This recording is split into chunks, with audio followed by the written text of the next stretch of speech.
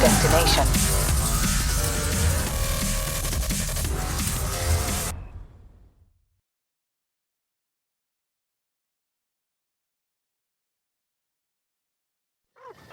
Hi, Rami. What's the plan? Okay, hear me out. Beautiful Mexican supercar, beautiful Mexican roads, promoting the Horizon Festival! Do we need promoting? The festival seems to be doing okay.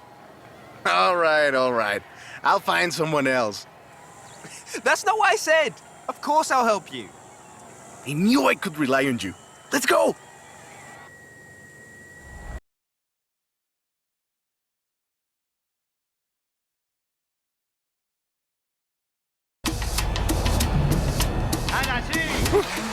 Let's get moving.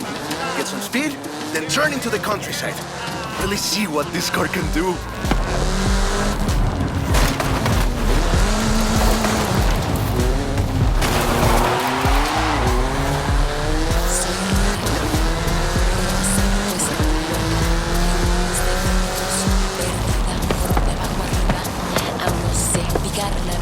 In 400 meters, turn right.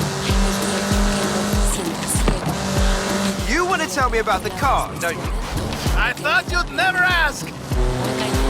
So, VUL is an abbreviation. It stands for Vehicles of Ultra Lightweight and High Performance. It was started by two brothers, Guillermo and Iker Echeverria. Yeah, great speed! But let's see how you handle some corners. The VUL 05 is a track-focused supercar, designed and produced in Mexico, but tested and optimized in the UK. I even think I saw one at the festival when I was over there.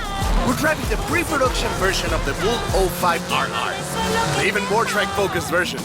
Somehow, the designers reduced the weight by 65 kilos and increased the power to nearly 400 bhp.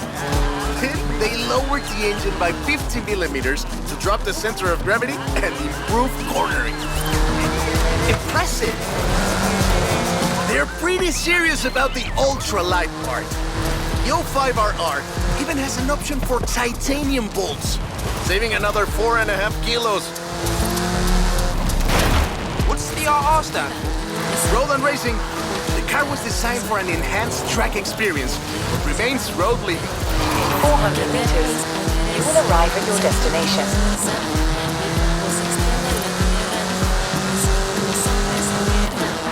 Less sightseeing, more going fast. Perfect. There's a couple of other things you can help out with, if it's not too much trouble. You're never gonna let me live that down, are you? Call me.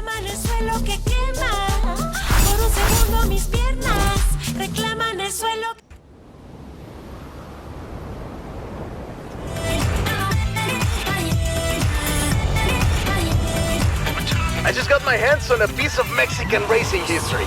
Wanna see? Of course. On my way. Hey, boss. We're ready to expand. What are you thinking this time?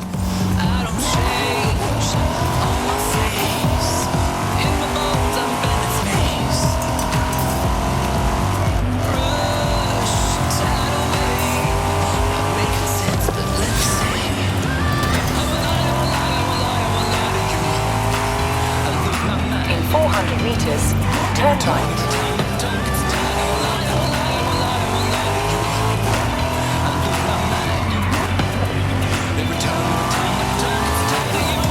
Turn right.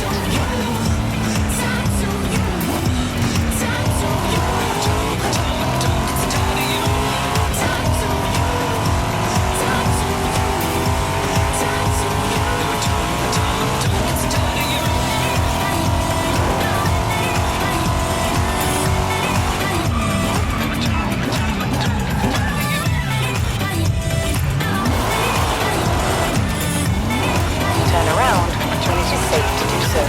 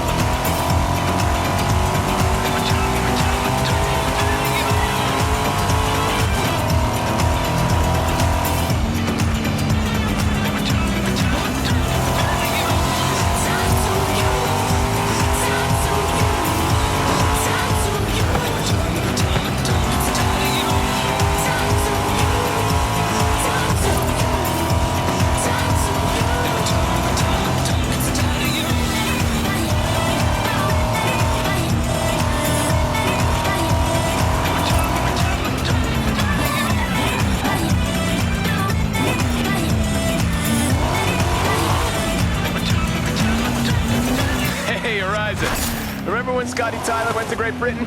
Indecipherable accents, unpredictable weather, improbable food, man. Good times. Oh, the best times. Other highlights of the trip included hot air balloon rides, year-round racing, and a first look at a rookie driver who would eventually bring us all the way to Mexico. I know you're listening, superstar. Remember, I knew you before you were cool. Have a track on me on the mixtape.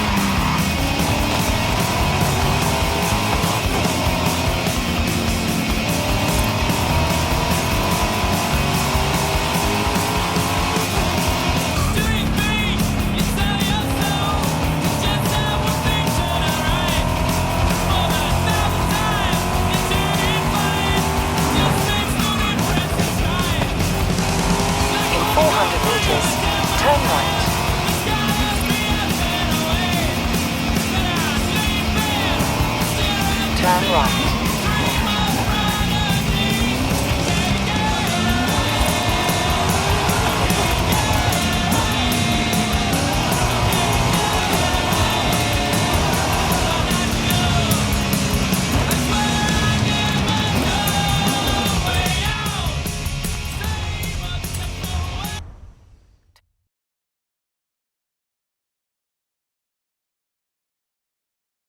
Let me guess.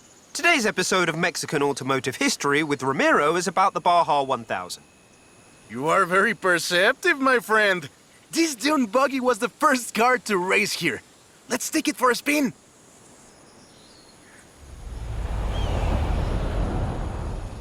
The Baja 1000 is probably the most prestigious race held in Mexico. Do you know how it all started? I assume the Myers Manx has something to do with it. Correct again. The Baja 1000 started as a very elaborate marketing campaign for the car you're driving. But let me start from the beginning. On the 22nd of March, 1962, Dave Eakins and Billy Robertson did the first real Baja run. They went from Tijuana to La Paz in 39 hours, 56 minutes on new Honda CL72 Scrambler motorcycles. So they probably were a bit sore afterwards. They got a lot of media coverage though. A year later, Myers started to work on a prototype buggy he called Old Red in his garage in Newport Beach. It was based on the VW Beetle, and it paved the way for what we know as buggies. Cars that are built for off-roading using the Beetle as a donor chassis. But I guess they wanted even more publicity because in April 1967, Myers decided to make an attempt at breaking Eakins' record. And it worked!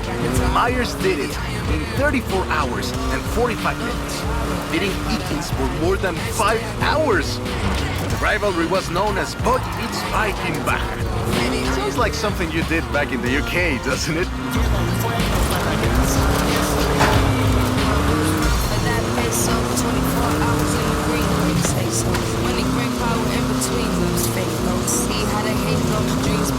But they could never let it go. Get the message out from indicating. Rider with the top down, makes me feeling big. Feeling new money's the only way that I can stimulate. When I don't have to, I'll make you feel well intimidated.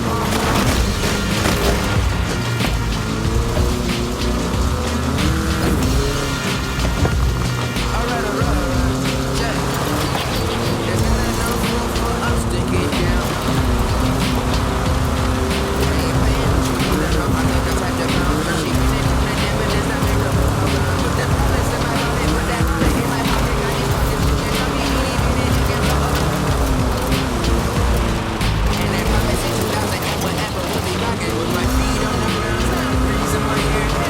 Myers Manx became an overnight sensation as a result, and suddenly they were friendly races all across the Baja. It wasn't long before they realized they needed something more organized. That was Mexican 1000. Guess who won the inaugural event? Mars Banks? You're on fire today! Yes, in 27 hours and 38 minutes. The official race was 100 miles shorter than the original route, but it's still impressive. The Mexican 1000 was later renamed to the Baja 1000 and is run to this day.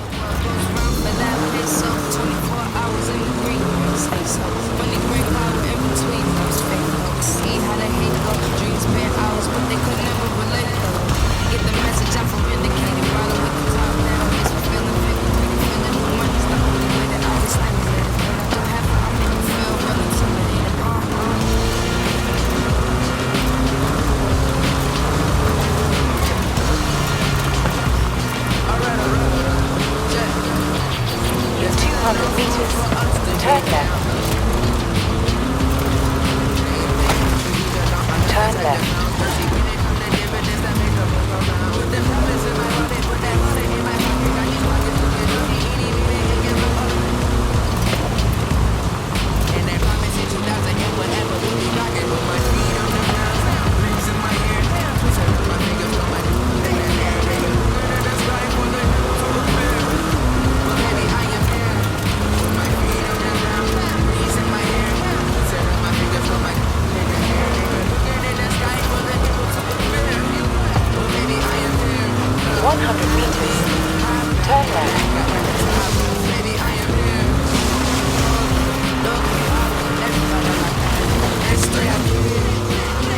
We didn't do the full route, but at this rate you would have had a shot at the original record.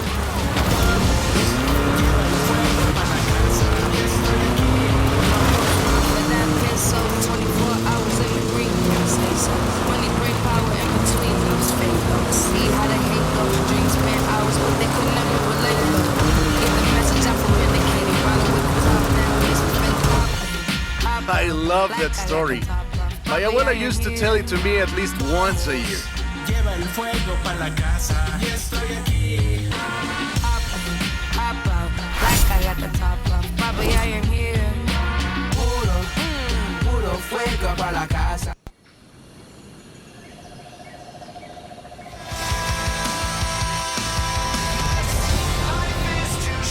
Hey, come quick! Papa Fernando needs your help! Okay. I'll be right there. Turn left.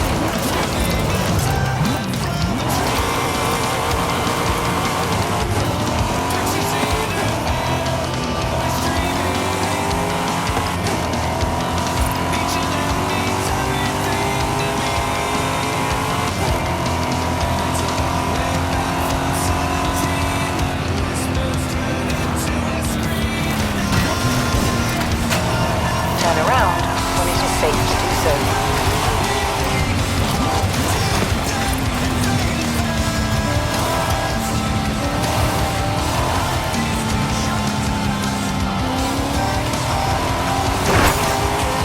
Recalculating route.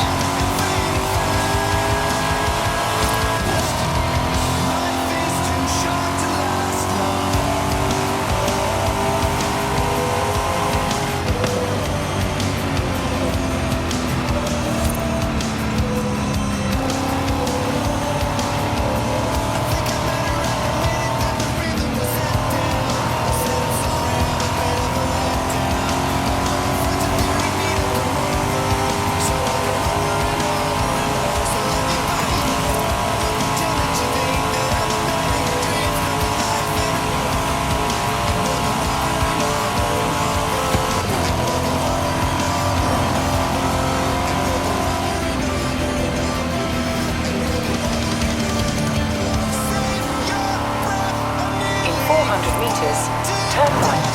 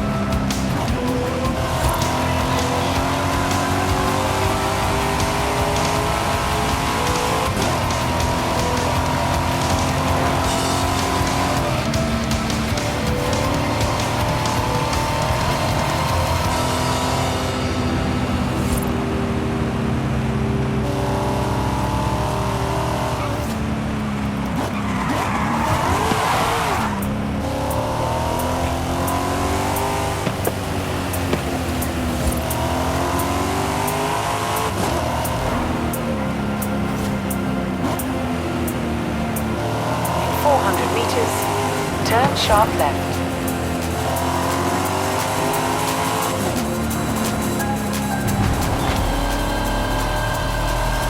Turn sharp left.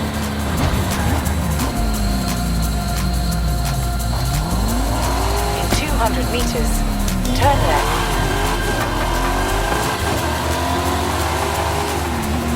Turn left. In 100 meters, turn left.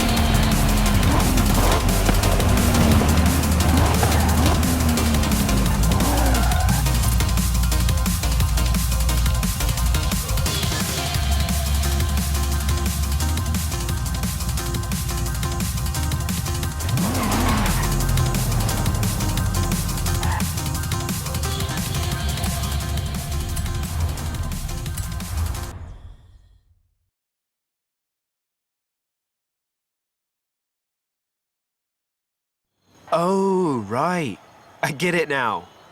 To be honest, though, it was me who needed your help, not Papa Fernando. I can't fault that logic. Who are the other racers? It's this new street racing crew that's been hanging around. I think they're here to see what you can do. Let's show them.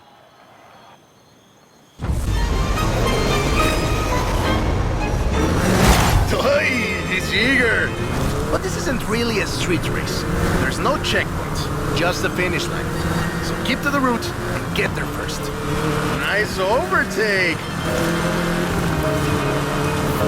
It's hard to overstate the effect that the Beetle had when it arrived in Mexico in 1954. Before that, all we had were these huge American cars.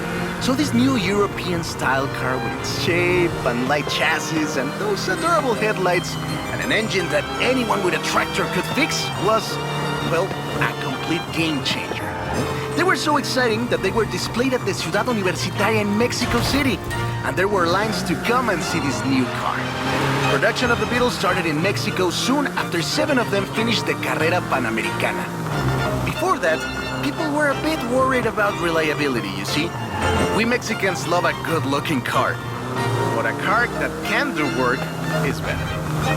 The Panamericana convinced us, and in '61, Automex had assembled 250 of them. By '62, the first plant had opened in Jalostoc, making 10 of them a day. We love that car. So another plant opened in Puebla in 1967. And in '71, El Vocho became the official taxi of Mexico City, which is why you see so many of them today. It's funny. The first Vochos were imports, or CKDs. But in 1971, we were exporting them to Costa Rica, and back to West Germany, Austria, Belgium. That is a great car. Probably the most iconic car in all of Mexico. Ay, es increíble que un auto tan pequeño deje un vacío tan grande. Adiós, Sedan. Thanks.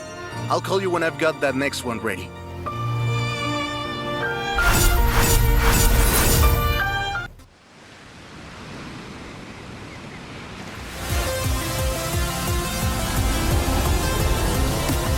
I have a brilliant idea. Another one. What happened to the previous idea? This one is better. Meet me in town. In 200 meters, turn left. Turn left.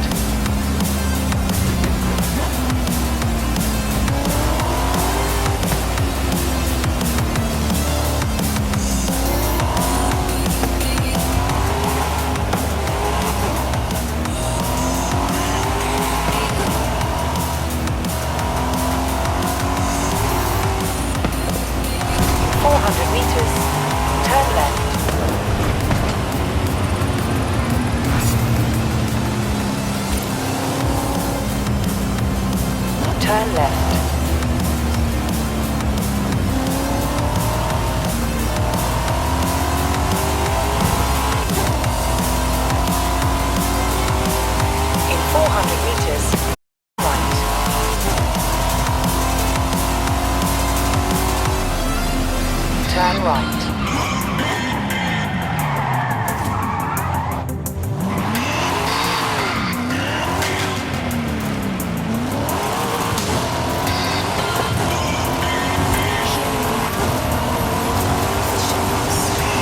400 meters, turn left.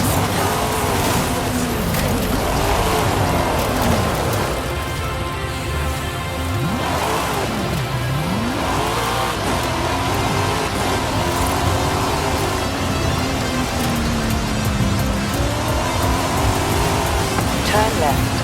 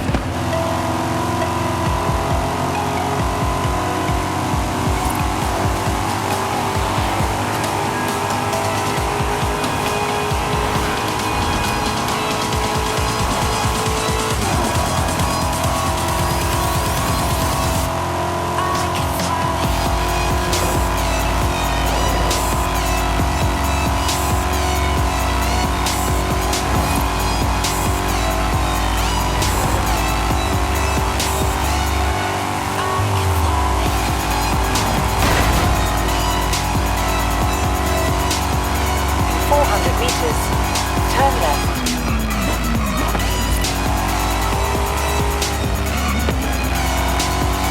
Turn left.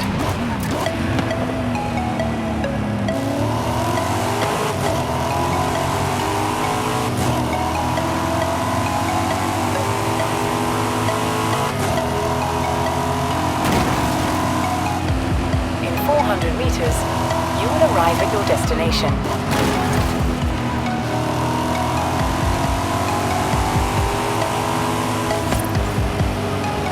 Have arrived at your destination.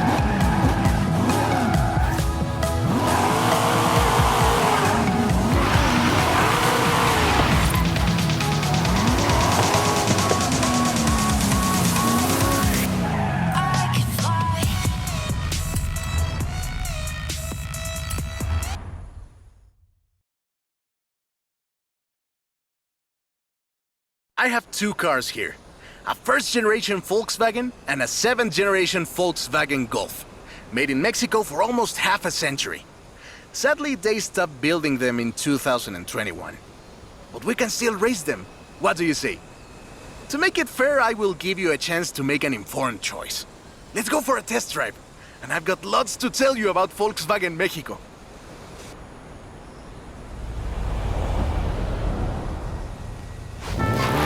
Volkswagen Mexico headquarters are in Puebla City. It started production in 1967 with the famous Beetle.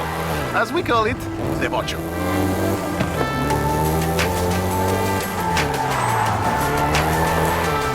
VW made multiple attempts at replacing the famous Beetle with newer models, but all of them failed way short of achieving the production figures until the Volkswagen Golf came into play.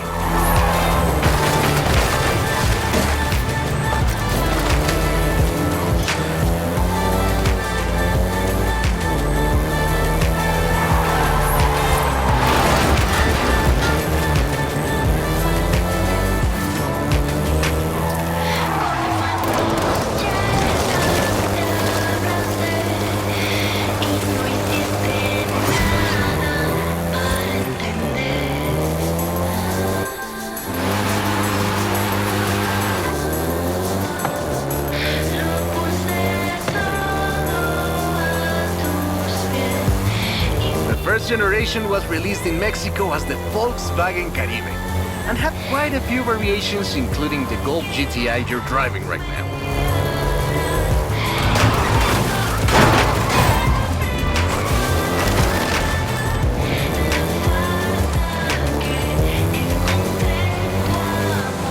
VW engineers, inspired by the Beetle GSR, designed and prototyped the Golf in secret as a Skunk Works project.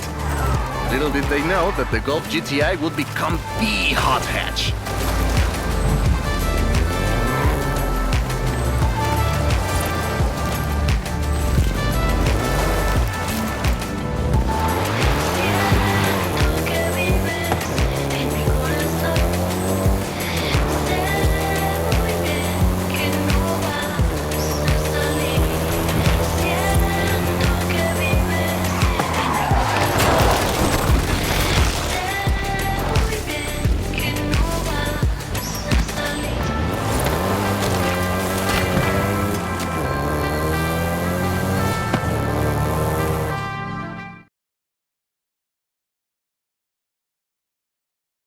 Shall we jump 40 years in the future and try the 7th generation?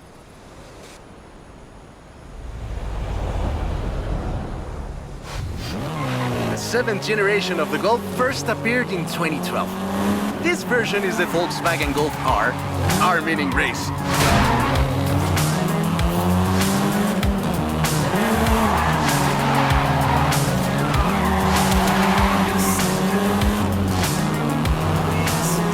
This was the fastest Golf in the range, with a 0 to 60 time of 5.1 seconds.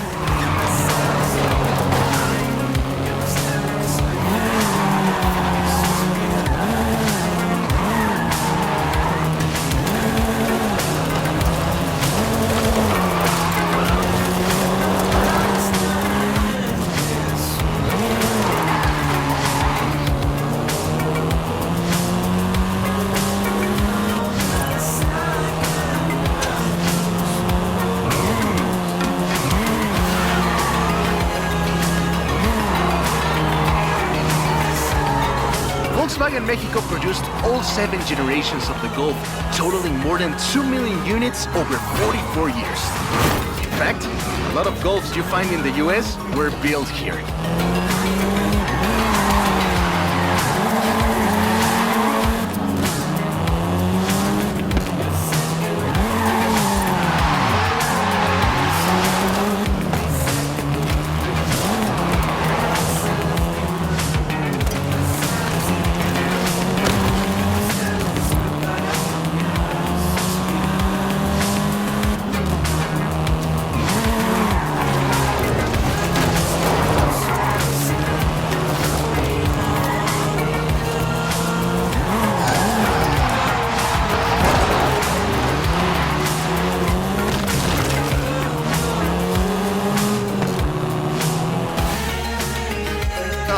All right. Enough driving around. Let's go head to head, after you've had a chance to rest.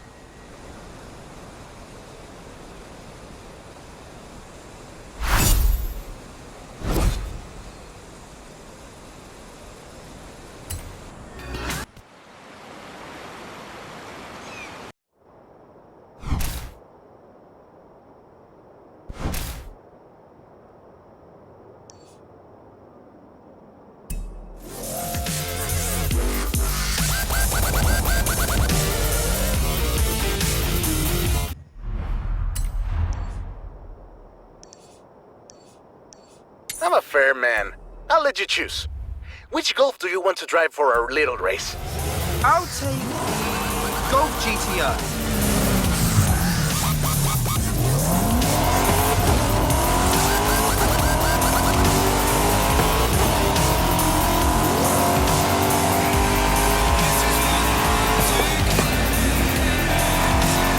400 meters, turn left.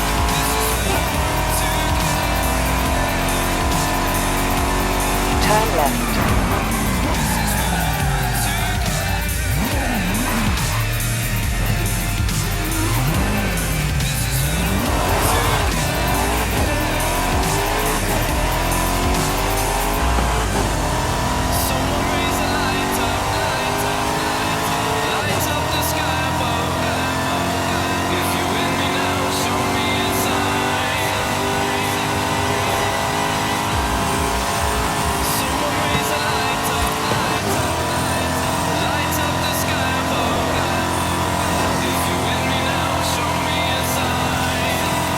At the roundabout, take the second exit.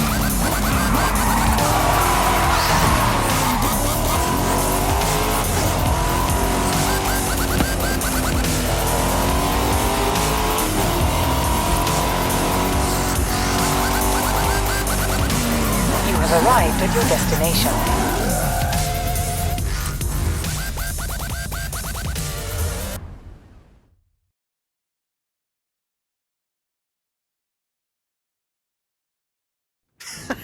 I hope you know some shortcuts.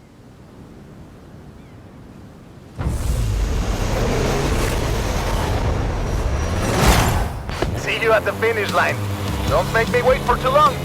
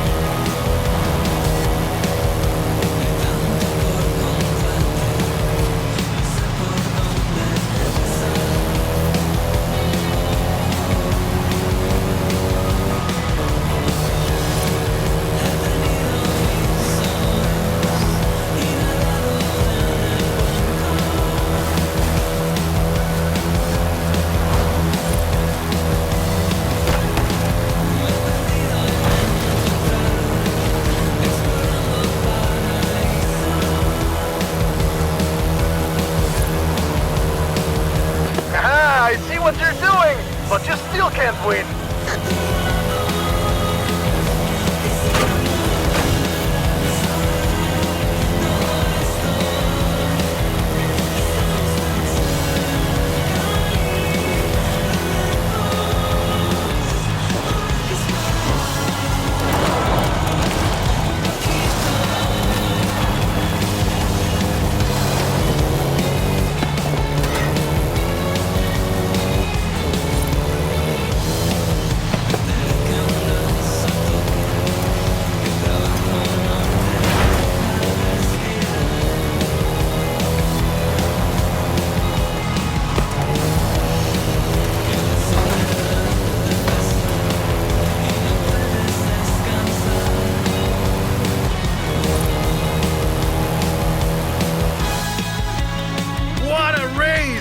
I am actually surprised the first generation still holds up.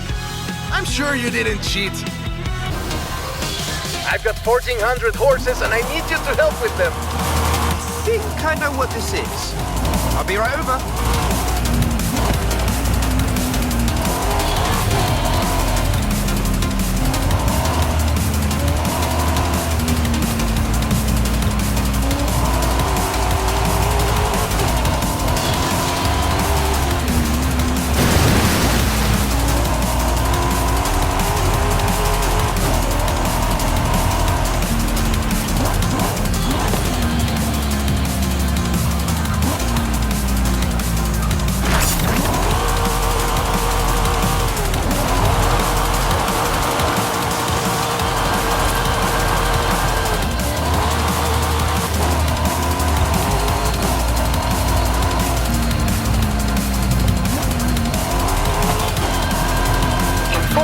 meters, turn right.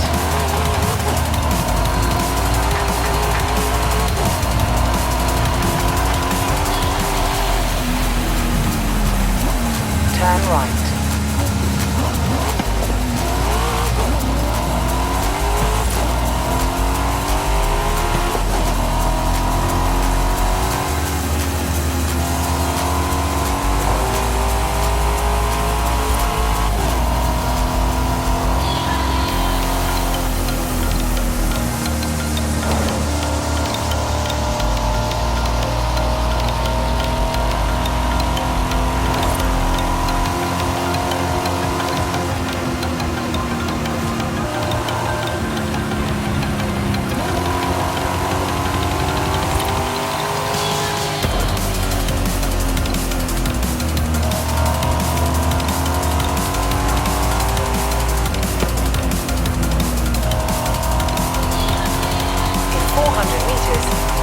Arrive at your destination.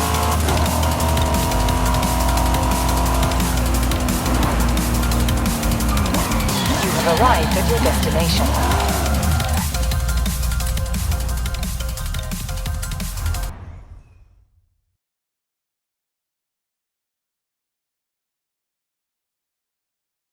Hey there! So, look at this. 1,400 horses of electric Ford Mustang. Get in!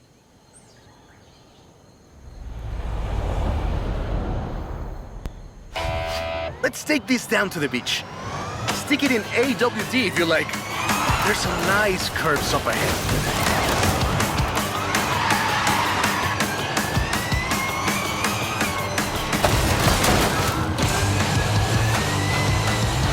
This is 2021's EV of the year. And it was up against things like the Taycan and the e-tron and the Recharge. It set 3 Guinness World Records, and it's inspired by the beautiful original Mach 1. And I'm telling you all of this because the Mach E was built right here in Mexico at Cuautitlán Assembly.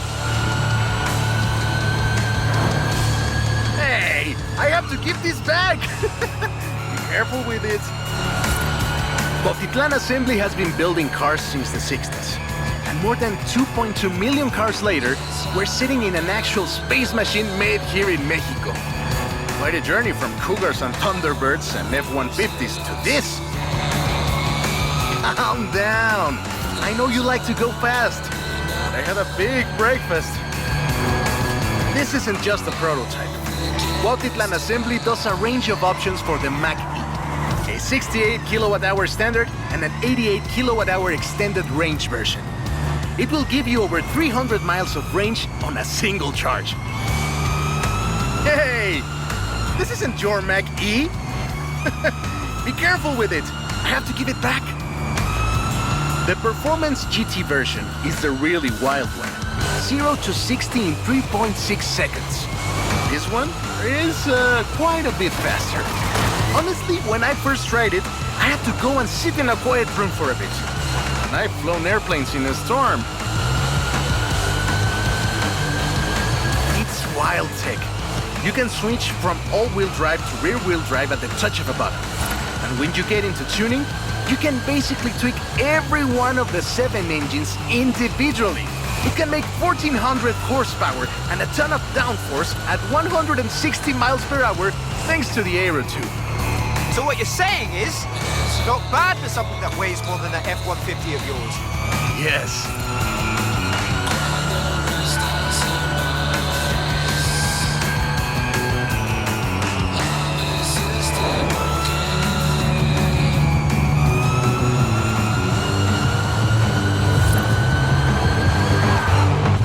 And there we go. Sunrise over the sea. Beautiful. But we're not done. There's one more thing to look at. I'll let you know as soon as I have, found it. Time for an adventure. Where shall we head next?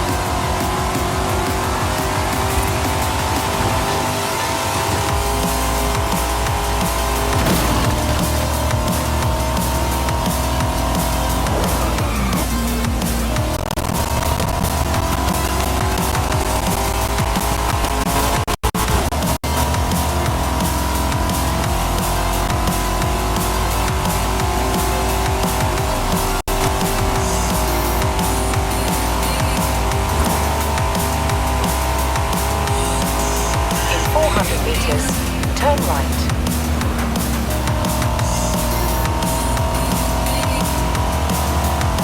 Turn right. In 200 meters, turn right. Turn right. In 200 meters, turn left. Turn left.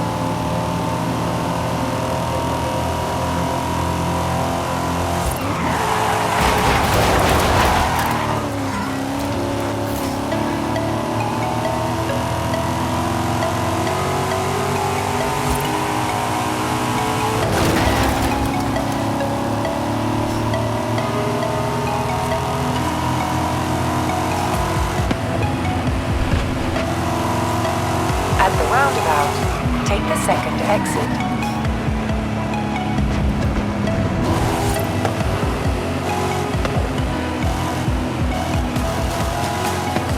At the roundabout, take the second exit.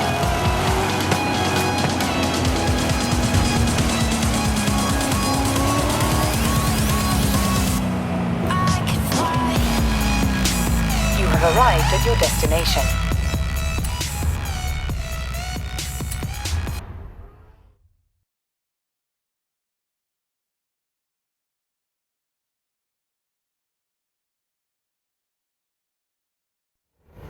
This beauty got her name from the Carrera Panamericana. The races don't run anymore, but who can blame us if we take it out one more time? Right? Let's see what this car can do.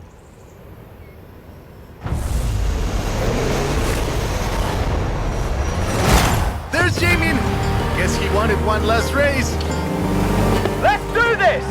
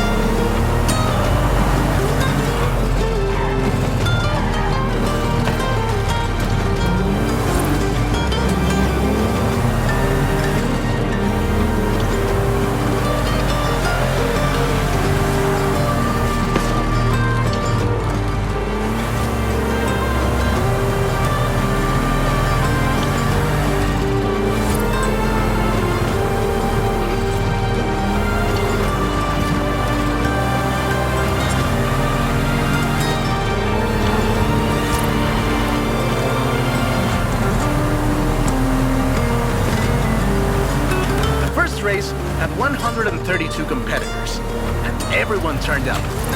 Amateurs to F1 drivers, men, women, professionals, anyone who had a car.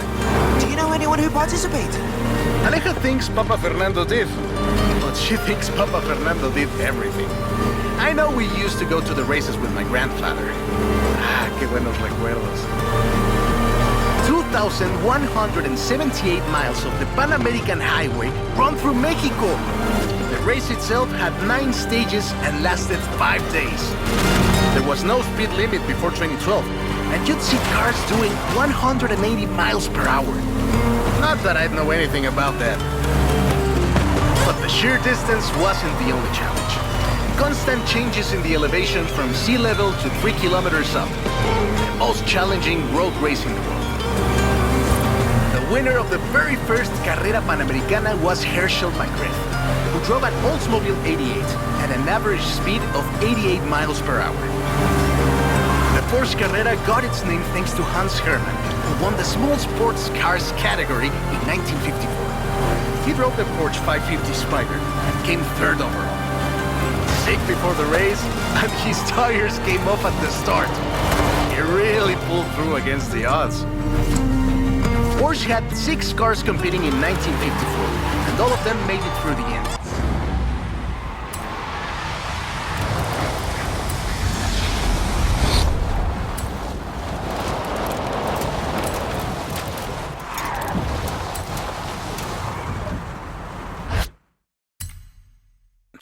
A lot of others didn't, let me tell you. Enjoying yourself, are you? Yeah, I kinda had a feeling you were. 1954 was the last year the original Carrera Panamericana took place. But it gave us the most famous Porsche model, the Carrera you're driving right now. The Carrera RS 2.7 was the first production street racing 911. It was built on the 911S 2.4, the fastest Porsche you could buy at the time, and a popular choice in the later Carrera Panamericana races. The race was revived in 1988 and ran to 2016, staying true to the original races with high-speed road stages. The routes for the race were carefully selected every year by planning committee and local government to ensure they were race-worthy and that they can be closed up for 2 hours. You could almost say they've been preparing for the festival for a very long time.